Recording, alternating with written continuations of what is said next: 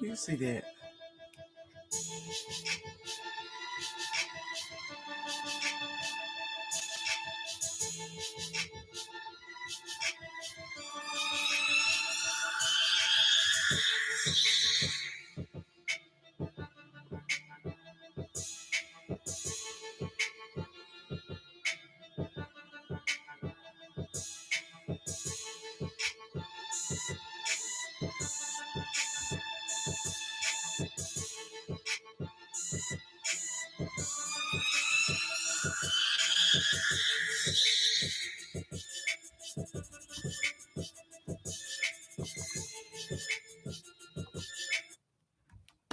Cut it. Hey, what's up, sports fans? You know who it is. It's your man, Rudy. Hey, y'all see my little mock draft there? Ran that through the mock draft simulator. You know, it is that time of year. Right now, the date is what day is it? Is it April 12th, 13th? Something like that. But on the Browns only football show here, it's always football Sunday. So we're treating this as if it is. The draft starts here in less than a couple weeks now, around the 24th or 25th. And we'll see the Browns have a first round draft pick here for the first time in a long time. And of course, by now, you know that we're drafted at number 2 in the draft. There's a lot to get excited about in the Browns fan, as a Browns fan, in terms of Browns news and things that are going on. The offseason, it's been kind of up and down. You know, free agency's just kind of wrapping up as it always does around this time of year, right before the draft. And the Browns did, bring in some potential starters, right? Like a Tevin Coleman. I didn't want to go into this because it's something we went into last show, but we might as well start here because this is what leads into going into the draft, what still the needs are. Where, again, we saw that they brought in a linebacker who was a former starter, elsewhere in Baker and Jerome Baker, former Ohio State, um, you know, um, again, former starter might challenge to take snaps away from Bush and Hicks. I talked about that in a lot in the last show. Again, talk about Coleman. We talked about Tryon Shainka. I said I'm gonna nail that in this offseason. Remember, the Browns got 10 picks, ranging from the first round all the way down to a seventh rounder, number 254 overall. Three six rounders, 2/3. Again, a second, first overall, which is the second pick overall, and 33 overall. Again, I wanted to get right into the news because, as we know, again, if you're a Browns fan, you know that the Browns just re-signed Joe Flacco. You could say they re-signed him, but right, he played in Indianapolis last year. He actually had a completion percentage of around 65%, which was higher when he was in Cleveland back in 23. And he won those 5 games down the stretch, leading the Browns to the playoff ouster against the Texans, where he threw those picks. And, that was something that was endemic of his time here in Cleveland, was the multiple turnovers, but the explosive plays as well, right? And Joku really thrived under him. Will really be interesting to see what he'll do with Judy. That's a 1-year, $4 million deal. That was the most recent thing that happened in the NFL, the most recent large signing. Before that, though, Russell Wilson kind of affected that. I think I touched on that last show. He signed that 1-year, 10 to 15 million dollar deal. Significant again because Jameis Winston is there as well. And don't forget the Giants draft 3 overall, where the Browns draft 2. Former QB of the Giants last year, backup quarterback who did start a few games, Drew Lock. Where did he start his career off? Was it Denver? Ooh, don't misquote me on that. But he's going back to the Pacific Northwest. And he'll be signing with the Seahawks there as a backup, because they just signed Sam Darnold earlier in free agency. Joe Milton, not to be confused with Milton Williams, the highly paid, well paid, compensated defensive tackle for the Patriots now through free agency, who was mostly a backup before. No, Joe Milton, who's leaving the Patriots, getting traded to the Cowboys. He'll kind of replace Cooper Rush, if you would, for the Cowboys as their backup, but maybe he's there to supplant that. Now, he was traded. He had one great game last year. He started for the Pats, right? Because they were wanting to try to protect, Drake May, just in case of, injury, just to make sure he didn't have one in the last 17th game of the year. And Joe Milton played admirably. I did watch some of that game, and he played well enough to garner a 5th-round pick. He's actually in exchange for a 7th and Joe Milton to the Cowboys in exchange for a 5th-round pick. So the Cowboys will have Joe Milton. That's a trade I actually wanted the Browns to make, to be honest. Definitely why I included that in the show. That was significant to me because that is a guy who's got, we don't know how much time Joe Milton has left. We know he was a Patriot 1 year, but I mean, he could have a long career ahead of him, is what I'm saying. Whether it's a backup, whether it's a spot starter, is it an upgrade over Cooper Kupp? Time will tell, right? Joe Milton, if you're a guy that watched a lot of Michigan football like me, a Michigan fan, then you know that Joe Milton had his struggles in Michigan in college, but he looked well in 1 year at Tennessee. He looked well in 1 year last game for the Patriots as a pro. We'll see long term in terms of his future. Again, I only touched on that so much because I would have loved to see the Browns bring in Milton. They did bring back Flacco, so to a lot of speculation about Nick Chubb coming back too. I teased that. We'll touch on that in a moment. Defensive tackle Calais Campbell. He's been around forever. I call him the Cookie Monster because he talks like this, similar to Godfather. But yeah, I'm not making no jokes about Calais. Then we had an old show. Sometimes it'll go hard on the players. I'm definitely, if I was going to do that about anybody, would not be about Calais Campbell. I'm not playing around with that man. He's a very large man. I don't know if you guys remember at all the incident that took place with Tyreek, the receiver for the Dolphins. Down in Tyreek Hill down in Miami, and I think Calais was involved in that incident. Very, very sad incident because it's, endemic to kind of the things that happen even as a celebrity, right? But we won't go too much into that. But when I heard Calais Campbell was involved in that incident, I know not only were the authorities scared at that point, but they wanted to de-escalate the situation that much faster. They see the Cookie Monster. What's going on? What's going on? All right. Anyway, it's not funny. It's not funny. You got to joke about tragedy. Sometimes forces tragedies. All right. Let me go on before I start making all kind of inappropriate jokes here about law enforcement. But let's go on. They're not one of the sponsors of the show. Don't worry about it. But in any event, Raiders did go ahead and sign as they're one of the, I don't know, you say partner franchises of the show. We still want to beat them when we play them, right? We did take the L to them last year. That kind of took our season off course, derailed the season last season, early in the season, losing that game to the Raiders by a Alex O'Connell led Aiden O'Connell, led Raiders team. But he won't be a starting quarterback this year, right? They got Geno. They brought in Devin White. It was a former, you could say he wasn't a bust. He had some good years in Tampa as a linebacker, but his career's kind of going on the downside now. We'll see if he can give any contribution there for the Raiders this year. Again, the former Buck linebacker Devin White was signed. The Seahawks actually signed former Brown just recently. You say not recut or not re-signed, D'Anthony Bell of the Browns. So again, the Seahawks signed D'Anthony Bell, and that's going to make the Browns secondary, at least safety position, a little bit more thin, right? Don't forget about McLeod, who had those couple touchdowns last year, one point leading the team in touchdowns. He retired. Still got Ronnie Hickman, but now D'Anthony Bell leaves in free agency. It does only leave Delpit, and of course Thornhill went to the Steelers. So again, it's just Delpit, just Hickman. That'll lead us to something here in just a second. Guy will speculate. The Browns may have interest in one of the two top safeties in the draft, because safety is a position. I'm a former safety. I will say we could touch on that with Tyler Hunter in a little bit. I would say give him my expertise about that if you guys want to hear it. Do you guys want to hear it? I don't know. We'll reach out to the chat, sometime here soon. Again, when I give you guys a more regular schedule about when I'll be airing, switch it up. Again, want to shout out the sponsor, Rude Promotions and Entertainment, before and after the whistle, dynamic qualities, all great groups emerging.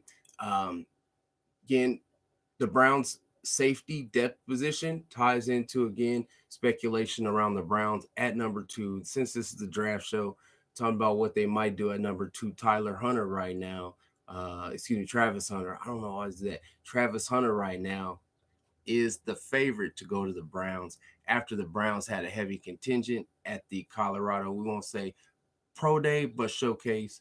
Sorry, Dion, there. And no, that I was impressed. I guess maybe there was some interest, maybe what I thought about the showcase. I really, or even Shador. I've already said, what I thought about Shador as a quarterback. I think that he is the most accurate quarterback that we've seen, and of all time, statistically for a season at least, in college football at that around 74% for the Buffs last year. And you look at some of his deep balls, especially the ones to Travis Hunter, the wide receiver and defensive back. Um, and there's some of them were things of beauty. Some of them were again great ball skills for Travis. There is some speculation that the Browns may try to acquire both players in this year's draft, Hunter at 2, and then maybe trade back in to for Shador Sanders. I would just caution them that the Saints are very interested in Sanders, also Jackson Dart. I want to run back through the top 10 quarterbacks as we have listed in the draft right at the end of the show. So again, we talk about Jackson Dart, Shador Sanders. We know Cam Ward slated to one. The big what if here, we talk about what happens at number 2 is what if Cam Ward is still on the board at number 2 because Abdul Carter maybe is the draft pick. Now, a lot of people have Abdul Carter being linked to the Browns, especially when Adam Schefter had broke that the Browns, after the combine, weren't likely to take a quarterback at 2. But I do think Shador's still in play. I think a lot of people made the inference because, again, Shefty had dropped that news that it wouldn't be a quarterback at 2. Then it became Carter. And then with Colorado Showcase, it became Hunter. I think that really people were grasping for straws. And then when they seen how deep Cleveland was at Colorado Showcase, it was, oh my goodness, they must be there for Travis. And while that is true, right, you have to evaluate him as being such a unique talent, being able to play defensive back and receiver, 2 positions. I kind of had some experience playing, never particularly well at receiver, right? I never had those kind of ball skills, just in the backyard, not when you put the pads on. But I don't really have any questions about how you would use Travis Hunter. I think if you would let it happen organically, then I think it's fine to see him as primarily a receiver. My thought process off the top had always been to just put him at basically like a slot receiver, right? Put him as your third usage receiver. Again, he's not going to be out there every play. He's not going to be out there, on two tight end formations, right? Or if it's 2 backs in the backfield, you're not going to need that third, receiver, which you don't see as much anymore, especially with the Browns not even employing a fullback right now. But I mean, we do need to get deeper at the tight end. I really digress. But what I'm talking about is at first you just have Hunter in as basically your third receiver. You let him basically shine, there and see if basically you have a situation where I can't keep him off the field. So we got to give him more snaps in that, right? Same thing on defense, especially with the Browns. If you are drafted at 2, then it would be kind of a perfect fit because the Browns are somewhat set at the number 1 and 2 corner positions, still with 2 young players under contract, and Ward and Emerson. Now, Emerson had a down year last year, but that's perfect for the Browns because, there's a lot of speculation that the Browns might move Newsome, and where there's smoke, there's fire, right? And this is the smoke time of year. That's why I think there's so much downplay of the Browns' interest in Shador because that interest is real. But back to Hunter, one of the things about Hunter, again, one of the most dynamic players going both ways since maybe Jim Thorpe. Got y'all there, right? No, he's a great athlete, great student, Hunter. And again, the ball skills are outstanding. But I say the same thing there to go, breaking down the Browns secondary is that you just let it happen organically or naturally, having them basically play nickel, or even, it could be starting them off at, again, nickel or dime in those short passing situations. But as he make plays and he separates himself from some of the other, corner is showing how valuable he is, showing how much he needs to be on the field, then that's how you move him up the depth chart, just like anybody else, really. So to me, you don't overthink it, and you let it happen organically, and you see how the condition is, you see how he's picking it up. You really have him focusing in that receiver room, right, to pick up all he can about really just route running, gaining separation, being a pro. And I think the defensive back part of it will come more organically. Like, he's not going to forget how to backpedal, right? He's not going to forget how to read someone's movements. That's very instinctual, especially when it comes to playing the ball in the air. Again, reading somebody's route, knowing the route that they're going to run, because how would you run it, right? That kind of stuff. Again, a guy like me that did play, a little bit both ways, some running back and receiver, as well as some corner and safety, as well as some return. I will also love to see him on special teams. You get a guy like that on the field as much as possible. So what I'm thinking here is, I love the plan for the Browns, maybe to draft Hunter at 2 and then to trade up for Shedeur.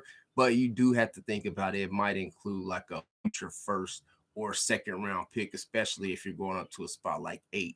A lot of people talk about Shedeur slipping and sliding like it's a backyard game or something. I don't see that being the case. Really, I think the Giants would be hard pressed to let them go past 3. I think they'd like to get Hunter. I think they'll also like to get Carter, but consider the possibility that Carter may still be on the board. But again, Tennessee, I think it's pretty much a wrap that they're going to take Cam Ward at the start of this draft. But man, we're just talking about picks 1 through 3. I digress. There's a couple more signs I want to talk about. A couple receivers was signed. Big signing for the Pats. We mentioned them earlier in the show. We're talking about Joe Milton trade and everything like that. One that have been a trade that the Browns pulled the trigger on, but they didn't. And going with the experience of Flacco, that's understandable, as opposed to the ceiling and the long term, chance of Joe Milton turning into a really good starter. Stephon Diggs was signed by the Patriots. They had him in a couple times. Similar to Aaron Rodgers, who's still out there, right? But Stephon Diggs ended up inking with the Pats, 3-year, $69 million deal. So that is really going to help them, right? They really need help at that number 1 receiver. And then don't forget, they do still have some young guys, but I mean, they needed to really help Drake May and get him some weapons. So that's going to help the Pats quite a bit. Josh Reynolds, journeyman wide receiver, signs with the Jets. Former Ram, and Alan Lazard also re-signs with the Jets, taking a slight pay cut. Mentioned Aaron Rodgers. He's visited with the Steelers a few times. He's kind of trying to hold the league hostage earlier. Not as much anymore. That's pretty much almost like Aaron Rodgers' only choice. I know he's kind of waiting to see maybe if the Steelers will potentially draft like a guy in the first round, like a Shedeur Sanders. If he's a slide to him, I think the Steelers draft at 21. Now, that's right, a possibility. As again, we did see right after the showcase, Shedeur did go visit with the Steelers, right, on one of their visits. So there's, I would imagine, some interest there, right? I'm sure Shedeur would like to go as early as possible as well. So it'd be very interesting to see how that plays out. Couple more interesting things I think related to the Browns of guys that are still available in free agency. We talk about Aaron Rodgers, also Nick Chubb. Nick Chubb still available to be signed. Honestly, when you say, you used to use the term proverbial long in the tooth, phrase, it does apply here. Nick Chubb coming off the foot, broken foot injury. Before that, of course, terrible, devastating, proved that it wasn't potentially career-ending knee injury that he came back from to come back last season and to break his foot again. Just coming off so many injuries, really hard to envision that he'll have the explosiveness that he did previously. We talk about guys that, may still be re-signed by the Browns, though. So that's still out there, especially with the re-signing of Joe Flacco. That looks even potentially more likely. But 2 other guys, actually 3 others. There's, of course, Amari Cooper still unsigned. Don't know what he has left in the tank, right? After leaving Buffalo, not maybe getting as many targets or worked in the offense as much there last year after we traded him away for a third that we'll use, very happily in this year's draft. But we could also potentially still resign him. And then I would love to see us resign Elijah Moore. Now, Jed Wills, he's still available. The left tackle we drafted out of the first round a few years ago, finally no longer under contract with the Browns, but you see the league reaction as no one else has signed him either. So that is very interesting, but it's also kind of not very surprising, right? Because of his play. He's not a very good pass blocker, he's not a very good run blocker. So you might ask, what is he good at? But I don't think that that should be a guy that the Browns bring back. Don't forget about again the signings that they did make in terms of Tevin Coleman, and then also we got Cornelius, the backup or utility swing tackle from Washington as well. So there's a couple things I want to touch on. There was a rumor that was, in the news. It was just a proposed trade. Brees Hall from the Jets. Of course, Jets moving on to a different area, still maybe keeping like Garrett Wilson to move forward with Justin Fields now instead of Aaron Rodgers, right? But might be looking to unload a guy like Brees Hall. Speculated like a fourth or fifth round pick. I would give it for Brees Hall. I think that would be a nice pickup. We are in the running back like business. We need running back. So I'm going to talk about that right now. A lot of speculation I talked about earlier in the show what the Browns going to do at number 2.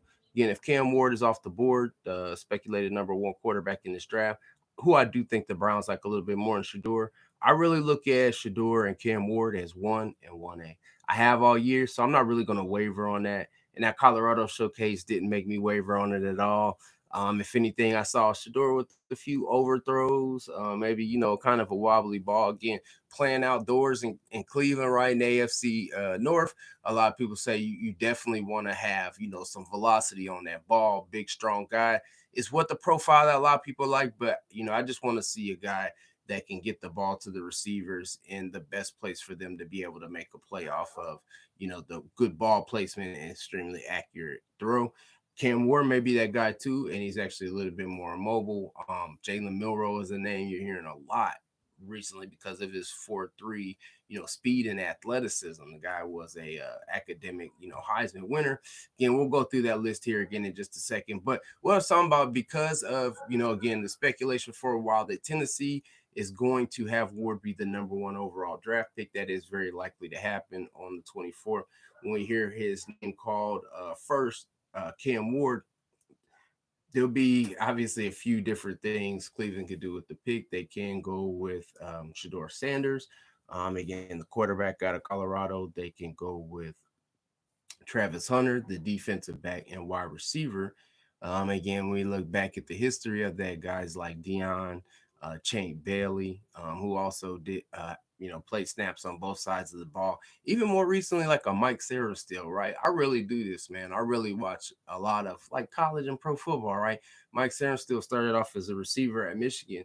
But one of the things that happens, obviously to focus on one, a lot of times, the guys want to make sure they hone their skills and improve their draft stock to the point where, okay, I'm going to be at this position, so I'm going to be drafted high at this position, evaluate me at this position.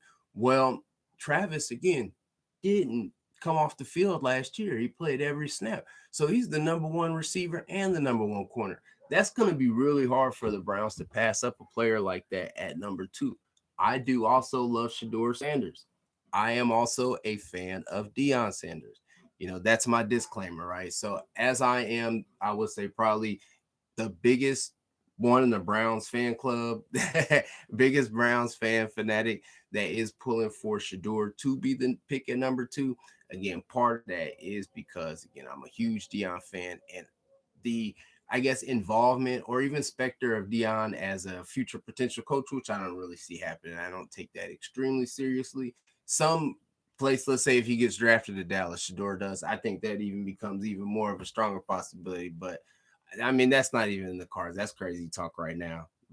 But especially they just got Joe Miller. Not happening, right? But in any event, I'm not worried about that kind of shenanigans. What I just am looking at is the evaluation of the player. I think he'd be a great fit at number 2. I say all that to say, man, I do not think Carter is the pick at number 2. We got a Hall of Fame defensive end. I mean, I'm not forgetting about Alex Wright. I'm not forgetting about O'Conroe. I'm not forgetting about Joe Tryon Shoyinka, whose name I'm still trying to get down. I'm not forgetting about Isaiah McGuire that showed some promise last year. We could draft a defensive end. Man, I like Sawyer. I like the other defensive end whose name I'm not even going to try to say, JT. Right now, there's some other ends like the end out of BC who I like. Even at the 33rd pick, I think it's too rich maybe for example Sawyer, but like the Donovan, I can't say his last name, Okarujo, out of BC. He's a very good prospect at defensive end that I would like it potentially at 33. That's why I would say, again, at two, definitely shying away from Carter, but I don't think you can go wrong with Hunter or Sanders at that two pick. But I'm definitely in favor of, you know, coming back for Sanders. And I say, what's the price? Now, I showed a little bit of a mock draft earlier. I'm going to touch on that again before the end of the show. Just I went crazy with skill position. But again, at 33, what I wanted to talk about is guys like Nick Amunwari, the safety out of South Carolina. He's a freak athlete. Like he's got some size. He's like either 6'2", 6'3". He had a really really good vertical. It was over 40, I believe. His 40 time was great. If he slips out of the first round at 33, I think the Browns would be hard pressed with the quietest kept position of weakness again, especially after the emergence or the departure of Juan Thornhill against the Steelers in free agency, that free safety spot, the deep safety, the safety roamer spot, it's wide open. We need to get a guy that can fill that role. That will be a really good player to consider there. I won't forget, even though again I mentioned the guys like Coleman, who came in from the Bears to provide some offensive line depth. We still need O line help, right? Ariante Essering, another player out of Minnesota. I feel if he drops out of the first round and he's available at 33, again, we may not even have that 33 pick if we do trade back into the first round.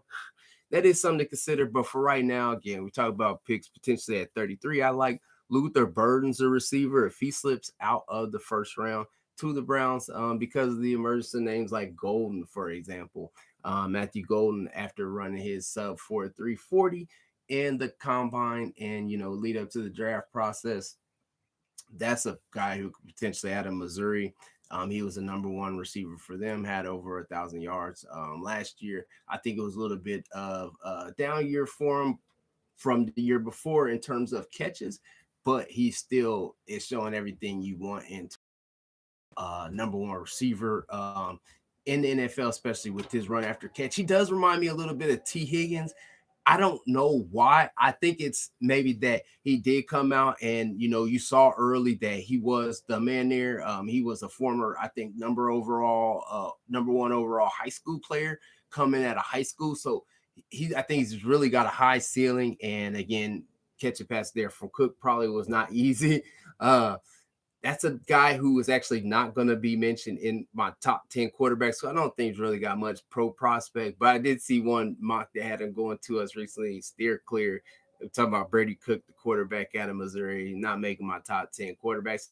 Maybe he goes in the 7th, 6th, but I mean, camp on future. Emeka Ibuka is another receiver. You guys here where we're at here in Ohio are very familiar with Emeka Ibuka, but in that basically lineage, right, of guys like Jackson Smith and Jigma and some of the other quality receivers that Ohio State has in the league right now, like we were talking about Garrett Wilson for the Jets. Great track record, right? Jeremiah Smith, for example, really dominated this past year in college, and Emeka Ibuka with over 80 receptions. What we could say, I think 1,000 yards this year in a down year. It seemed like for him, wasn't too far off, what he had did previous production. But again, the emergence of Smith still put up his numbers, still put up great numbers. You can see him being a really good number two or number one receiver in the league. He's extremely pro ready. I mean, I think he easily be a number one, number two wide receiver right away. I'd love to see the Browns get him at 33 if he's still available, if we still have that pick, if he slips. Caleb Johnson, it's starting to look like that might be a little bit of a reach at 33 out of Iowa. However, I really like his, I would say, mix of size and speed Omari Hampton, I don't think he's going to fall to 33. Definitely look at him to be the second running back off the board after Ashton Genty, but out of Boise State, which I won't mention because there's no way he slips in the second round. I don't really see the Browns being in the position after any chance to draft Ashton Genty, but Omari